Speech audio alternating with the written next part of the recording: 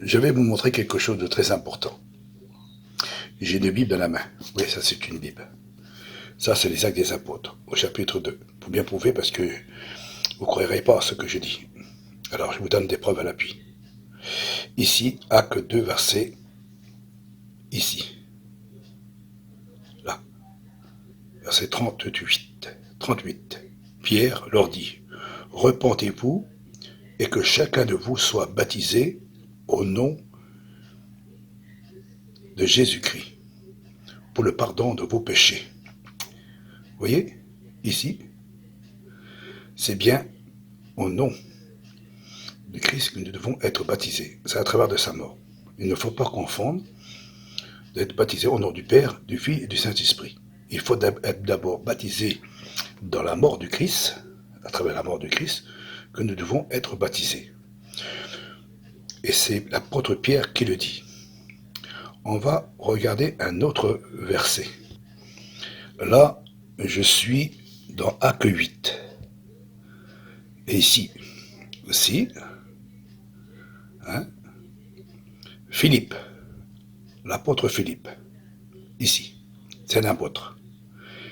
Pierre a baptisé au nom du Christ de Machia, et là, Philippe aussi y baptise. Et il y baptise, regardez, il avait seulement été baptisé au nom du Seigneur Jésus. Voilà. Là, une prophétie aussi, que d'être baptisé au nom du Christ, le Machia, et non en 3 personnes. Ça, c'est Philippe, dans la Samarine, qui a converti Simon de Cyrène. On vous donnerait des preuves à l'appui. Continuons. Là, je suis dans Acte 10, un autre chapitre. Et là aussi, si on va regarder, verset 10 et verset 48. Il ordonna, ici, regardez bien, ici, il ordonna de les baptiser au nom du Christ. Et lui,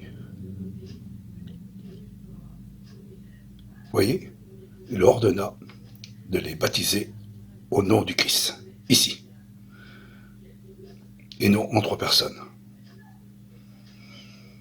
Continuons encore. Ici, je suis dans Romains, l'épître de Paul, 6. Et ici, baptisé en Christ. C'est bien en baptisé en Christ qu'il faut être baptisé. On le bien ici. Et en sa mort, vous avez été baptisé. Il n'y a qu'un seul qui est mort. C'est la Bible. Faudrait-il arracher et supprimer ce verset pour baptiser en 3 personnes? Continuons. Je suis dans le livre de Galates. L'apôtre Paul écrit aussi encore, ici, là. Vous avez été baptisés en Christ et vous avez revêtu Christ.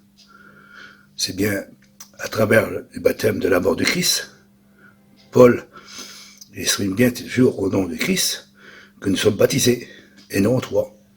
Paul s'est trompé, il faudrait encore arracher encore cette page-là. Ici, Galates, verset chapitre 2, Galates 2, et au verset 20, ici. Je suis crucifié avec Christ. Et c'est plus moi qui vis, mais c'est Christ qui vit en moi. Voilà. C'est bien faire comprendre que nous sommes en Christ. Nous sommes crucifiés avec Christ. Ce que Paul dit à travers de ses épîtres. Nous avons été crucifiés avec Christ. Et c'est à travers de sa mort que nous avons reçu le baptême. Alors je vais bien vous montrer, c'est bien par le baptême de sa mort que nous sommes crucifiés. C'est bien.